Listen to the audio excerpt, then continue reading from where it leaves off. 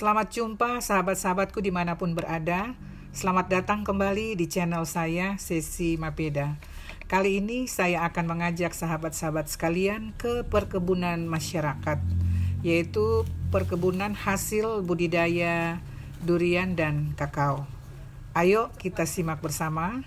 Sebelumnya saya mohon dukungan, like, komen, dan subscribe-nya. Dan jika dimungkinkan bantu share ya, agar saya tetap dapat memberikan informasi-informasi bermanfaat buat sahabat-sahabatku sekalian. Terima kasih.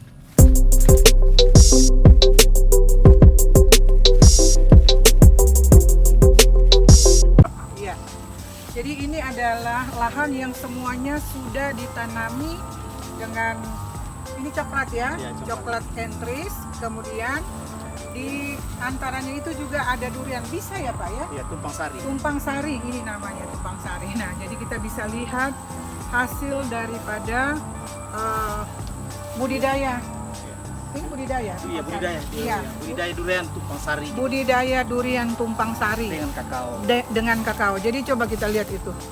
Duriannya luar biasa ya. Duriannya semua gini. Tidak ada dalam satu tempat ini yang tidak begini. Jadi semua durian di lahan ini buahnya seperti ini. Iya. Ya. Ini apa namanya Pak Bagus? Antara 100 sampai 250 buah. Jadi pohon. di dalam satu pohon ini ada sekitar 100 sampai 250 buah. Iya.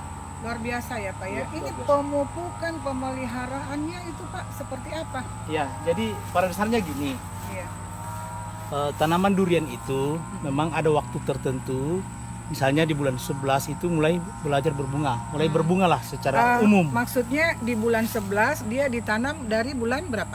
Oh, kalau ini umur sudah sekitar 8 tahun. Oh, jadi di dalam per tahunnya itu di sekitar bulan 11 Berbunga. dia mulai berbunga. Iya. Oh, berarti memang Jadi, sudah ada apa iya. namanya? Jarak waktunya ya? Iya, ada. Jadi kita petani itu sudah tahu bahwa bulan seperti ini Iya. dia akan berbunga.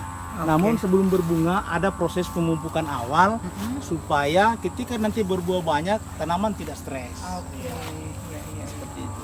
Jadi memang ada dia tanaman juga itu jangan stres ya. Iya. Karena kalau dia stres dia tidak berbuah. Iya. Bunganya berarti gugur. Iya. Tidak menjadi buah. Iya. Ya. Nah, jadi Toh juga kalau jadi buah itu Bu akan tanaman tersebut akan tersiksa karena dia tidak sehat dengan membawa beban buah. nah, gitu ya.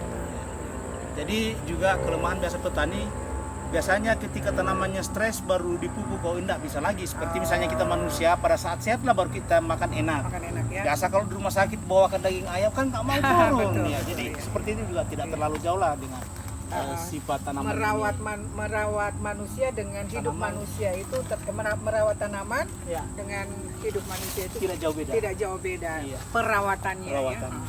Ternyata tanaman juga ada masalah Ya, stres ya. betul. Jadi sebelum dia stres dipupuk memang Itu ya. memang Iya. karena dia akan mau membawa beban Iya, inilah. Betul. Ya, Ini banyak lahan buah. luas berapa Pak? Dia ini 2 hektar tetapi yang baru 1 hektar ini yang Oh, berbuah. iya. Ya. Ini apa namanya? Kan tadi Bapak membuat penangkaran, Ya. ya, dan penangkaran itu sudah menghasilkan banyak sekali Ya.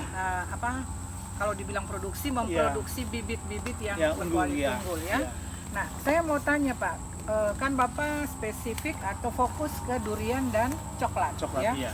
Nah, kalau bibit coklat itu Bapak biasanya bagaimana cara penjualannya gitu? Ya, kalau penjualan ini ada yang non sertifikasi dan ada juga yang sertifikasi. Iya. Ya. Tentu kalau sertifikasi itu memang ada beberapa persyaratan dan di situ memang membutuhkan biaya yang besar. Iya. Misalnya contoh bibit sertifikasi harus menggunakan batang bawah F1 yang diambil dari Jember. Oke. Nah, itu Rp1.040 per 1 biji. Oke. Sehingga kalau misalnya sudah di penangkaran, Mm-mm. Bapak mulai melepas untuk bisa dijual itu sudah umur berapa biasanya? Ya, jadi umur rata-rata sekitar 6 bulan, 3 bulan batang bawah, 3 Iya. bulan setelah sambung. Tetapi layak terjualnya itu atau layak disebar itu ketika dari UPTD provinsi memeriksa. Oh, jadi Ya. dia yang memberikan Ya. hak sertifikasi Ya, itu. Ya. bahwa ini sudah bisa Sudah dan layak. ini belum. Hmm, Nah, gitu. Jadi kita tidak bisa memberikan atau membuat suatu keputusan untuk menyebarkan itu, tetapi nanti setelah hasil pemeriksaan dari UPTD provinsi. Ya. Kemudian Pak Asa, saya mau tanya, dan sekalian ini kita berikan informasi kepada teman-teman petani dimanapun berada yang membutuhkan bibit ya.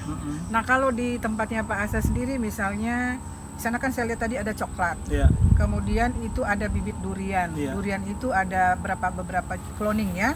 Nah, sampai durian musangking juga itu ada. Kira-kira bisa Bapak kasih gambaran itu harganya berapa per pohon atau seperti apa cara penjualannya, sehingga ada informasi kepada teman-teman yang mungkin membutuhkan bibit untuk dipakai di lahannya gitu.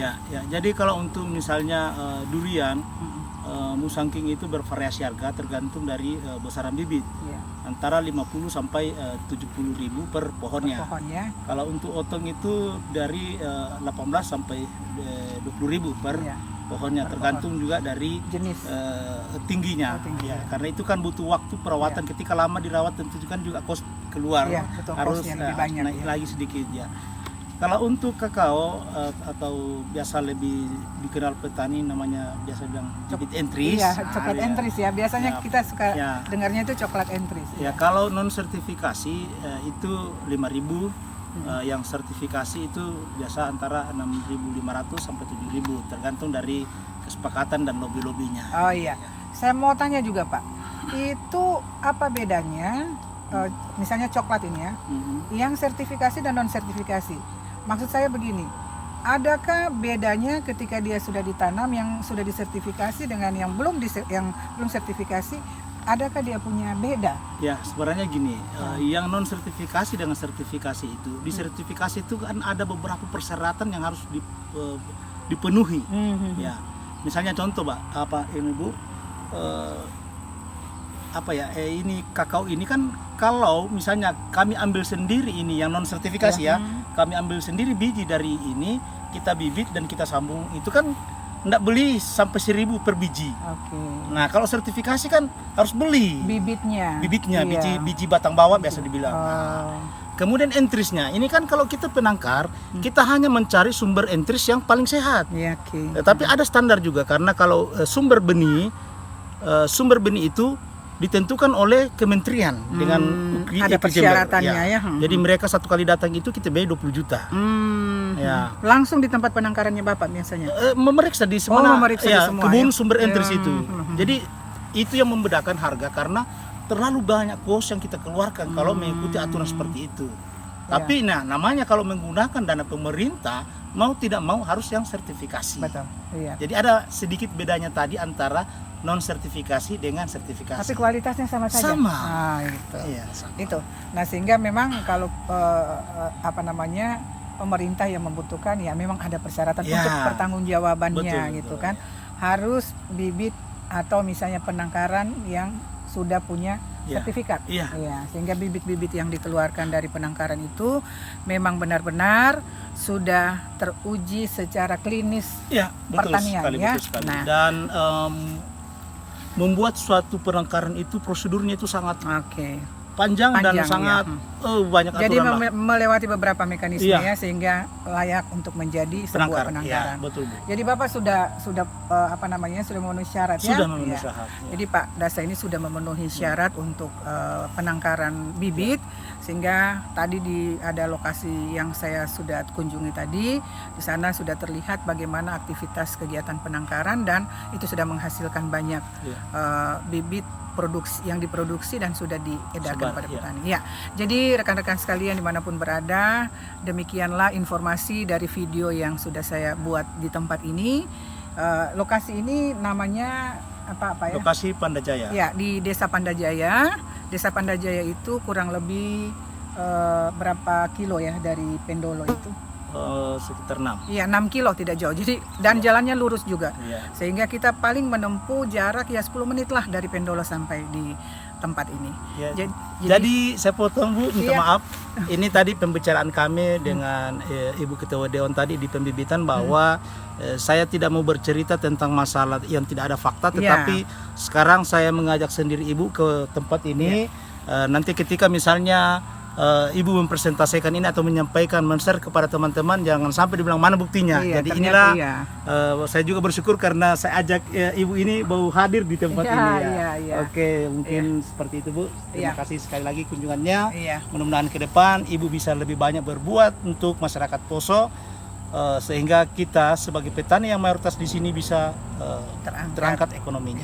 Ya, seperti itu. Terima kasih. Iya, baik, terima kasih pada saya teman-teman. Jangan lupa like, komen, dan subscribe video ini untuk saya bisa memberikan informasi-informasi selanjutnya yang bermanfaat untuk para pemirsa sekalian. Terima kasih.